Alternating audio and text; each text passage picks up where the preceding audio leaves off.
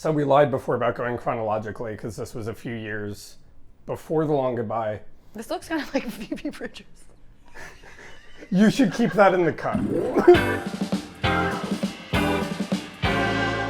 Hi, this is Michelle Zauner from Japanese Breakfast. And I'm Adam Kolodny, the cinematographer for Japanese Breakfast music videos. And we are with MUBI at Posteritati, talking about our favorite Robert Altman movie posters. Okay, so when I was invited to do this, I started my search through the latest acquisitions and found myself gravitating to all of these Robert Altman posters and couldn't pick between specifically Three Women, Nashville, and The Long Goodbye. And then I thought, we love a theme. Let's just do all Robert Altman movies. And I'm gonna force Adam Kolodny, my friend in cinema, and the cinematographer on all of the Japanese Breakfast music videos, to do it with me because he is a man of taste. And he was originally really disappointed that I wanted to do this theme and thought, why don't we pick, I love so many different films and so many different directors, let's pick 5 of our favorites and talk about those. And I was like, I have to live my truth, and we're only going to be doing Robert Altman movies, and we're going to be wearing these hats that Aloy made us. This is the first Robert Altman movie I ever saw. Shout out to Home King from Bryn Mawr College, who introduced me to The Long Goodbye. My main takeaway from this movie is how hot Elliott Gould is in this movie, and I was like, he is like a live-action Spike Spiegel from Cowboy Bebop. And Adam told me the other day that he thinks or knows that it actually was the reference for Spike Spiegel in Cowboy Bebop, and maybe Lupin the Third. Maybe Lupin the Third. I mean, it would be wild if he weren't the prototypical lanky, befuddled detective. This poster was created by Vic Fair, who did the Man Who Fell to Earth poster. And yep, that's as much as I retained. And I had all. And he did a great job. I mean, it's beautiful. It's iconic. So this was the first film that Robert Altman did with Vilmos Zsigmond, who he then later did The Long Goodbye with, and afterwards Zsigmond had a long career with Steven Spielberg. He shot The Deer Hunter. Amazing cinematographer, but in the book Masters of Light, he tells a really cool story about McCabe and Mrs. Miller opened the same week as 2001: A Space Odyssey, and Altman happened to be in London when the film came out, and he saw it in a theater across the hall.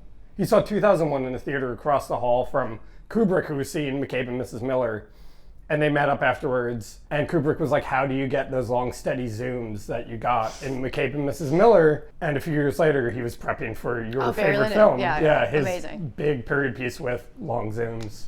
And I don't know if there's an exact one-to-one parallel there, but he was blown away by the in-camera zooms in this movie. Amazing. Yeah. What happened during Nashville? I don't know. They forgot how to do it. This movie always reminds me of my friend Don, who I met while I was working at a Mexican fusion restaurant in Philadelphia. And Don used to be the dean of English at Rutgers, was a man of great taste, 5 foot tall, smoked a pack of Pall Mall filterless, and drank 3 well tequila martinis a night. And we bonded over movies, and one of our favorites was Nashville, and I have a very fond memory of him saying, he would quote Ronnie Blakely's "thank you" in his little fake Southern accent, and that was, so this movie always really reminds me of him. You'll come back, okay, darling? Thank you. Okay. Thank All you. right. Watch the wire. It has one of the greatest soundtracks of all time. I just learned yesterday that all of the performances were done live, and most of the cast members wrote their own songs. And yeah, I think this is, I mean, it's between Three Women and Nashville for me as for favorite Altman films, but I think it is maybe the greatest music movie of all time. I don't know if it's just because I'm in like post-tour zone right now, but I found this movie to be so sad on the rewatch because I feel like it just encompasses that feeling in music when when times are changing in this way that is really, it feels like it's getting away from you.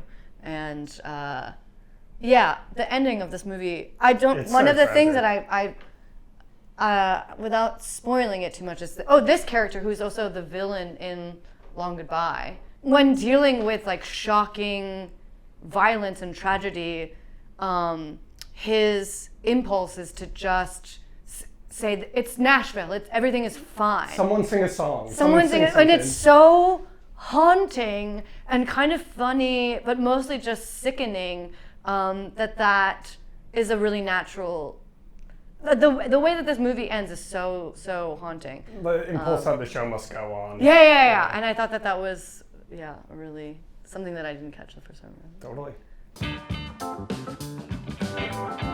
So this is, I think, my favorite Altman film, as you can see from this hat that Aloy made. You kept it on. I did.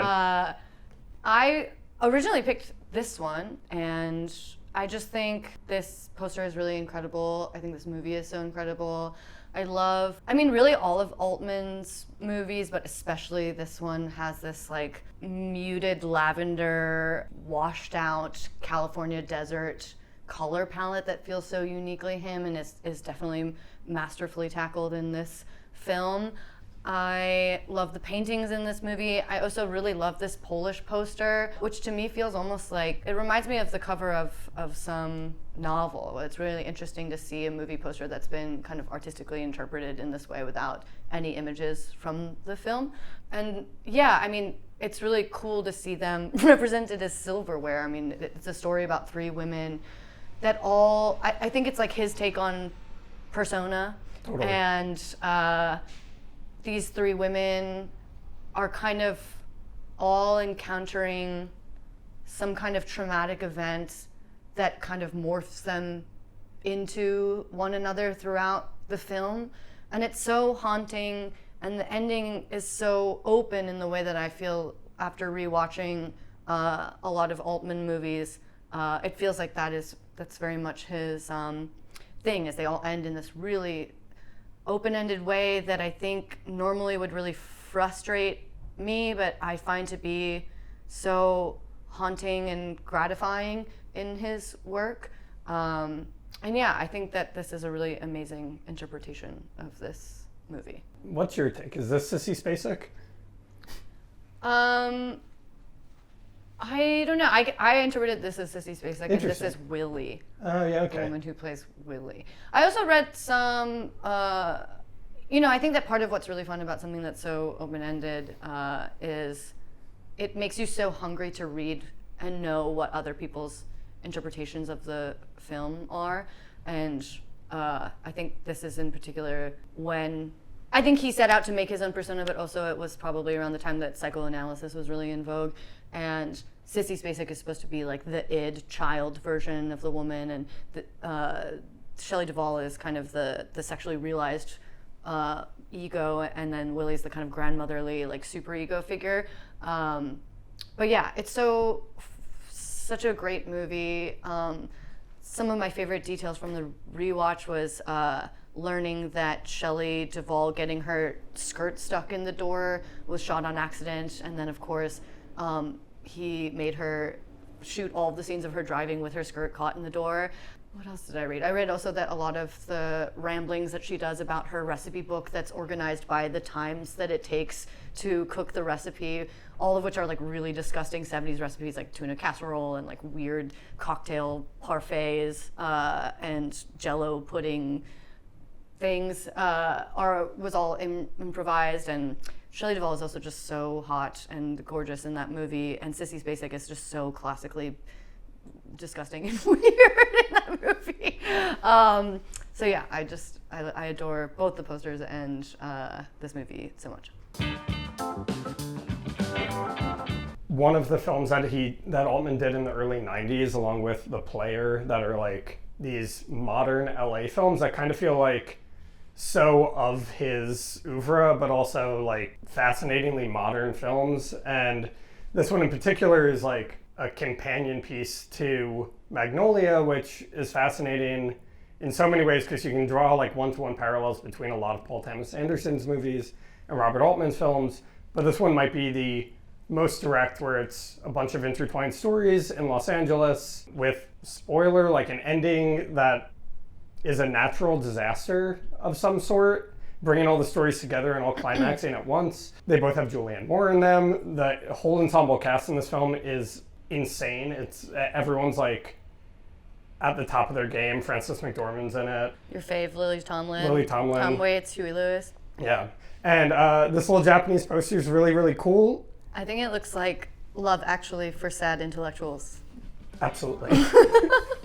Thank you for watching our Altman-themed poster choices. Watch some Robert Altman now. You do it.